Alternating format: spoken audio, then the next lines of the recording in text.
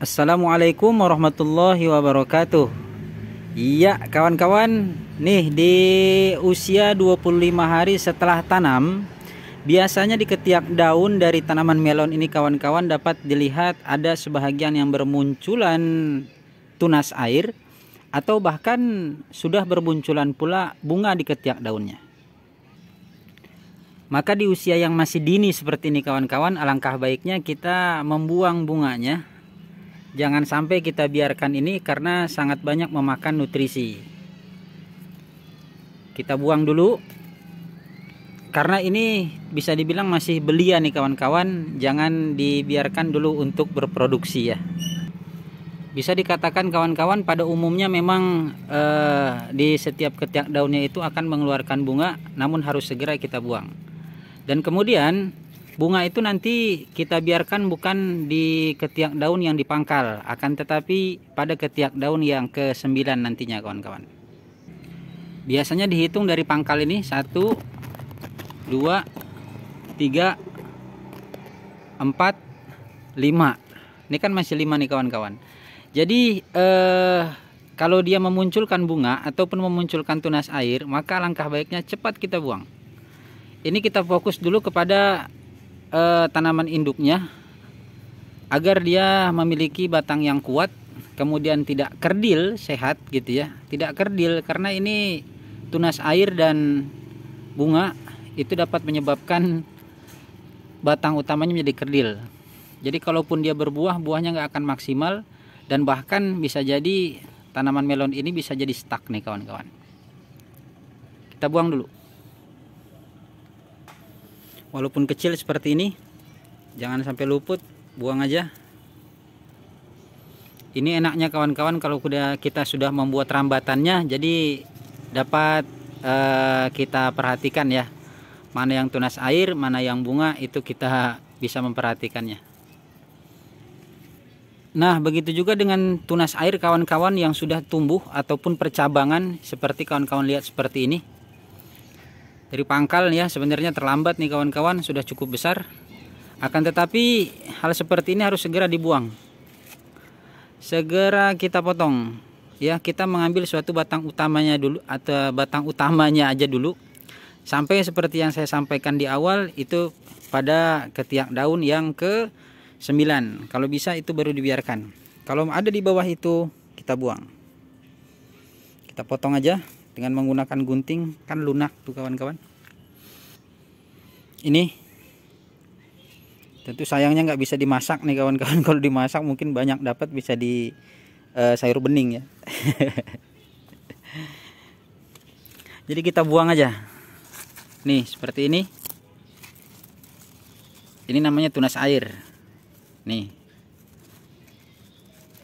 Berada ketiak daun yang dipangkal, tapi yang di ke-9 nanti kita biarkan, sebab di yang ke-9 itu dia baru bisa memproduksi buah yang cukup bagus dan insya Allah hasilnya pun bakalan maksimal.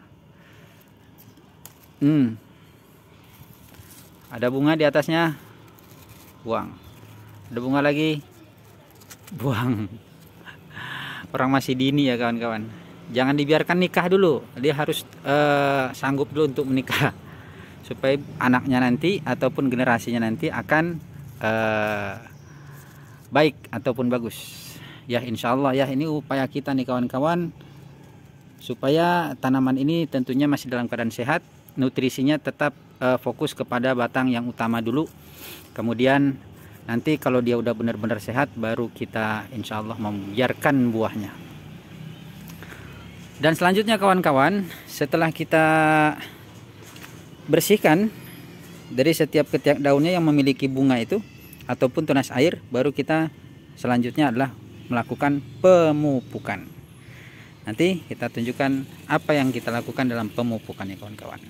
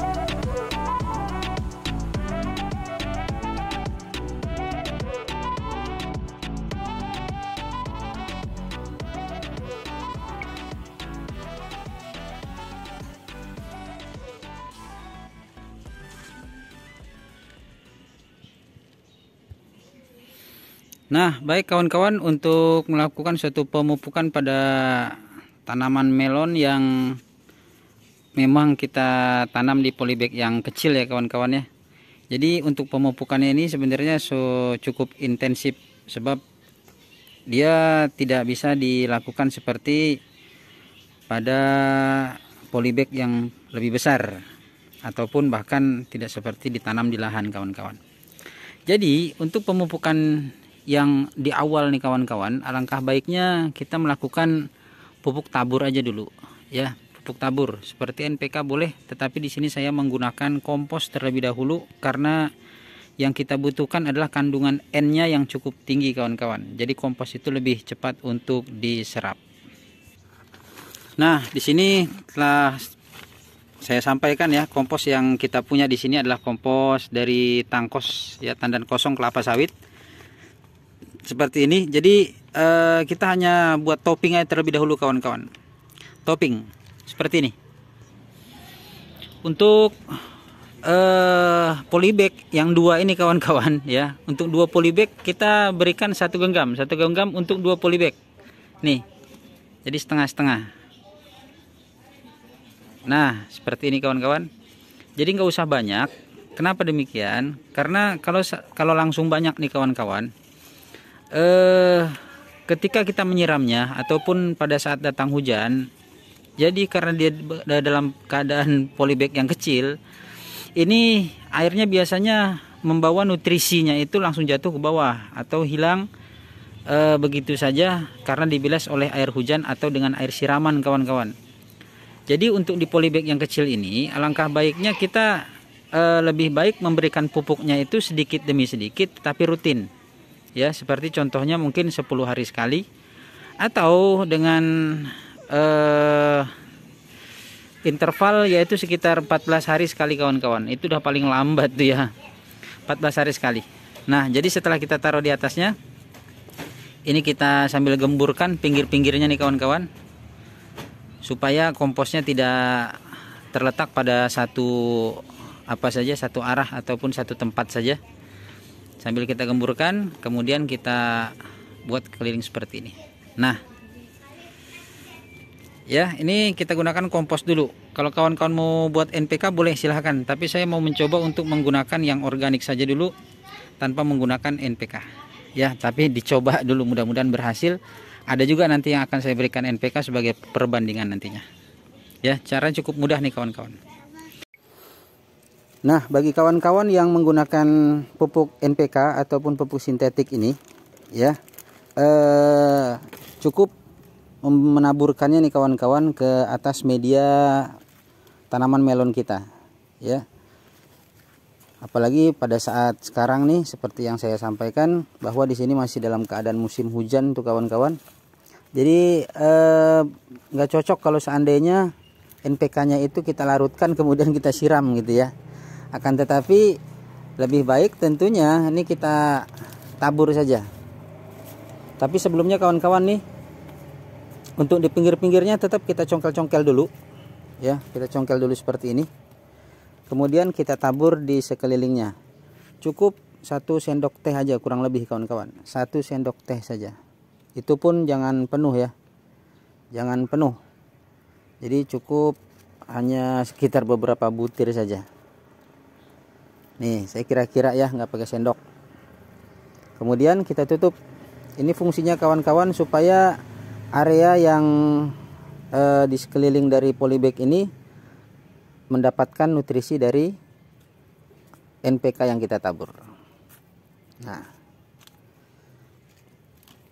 jadi cukup ditabur kawan-kawan.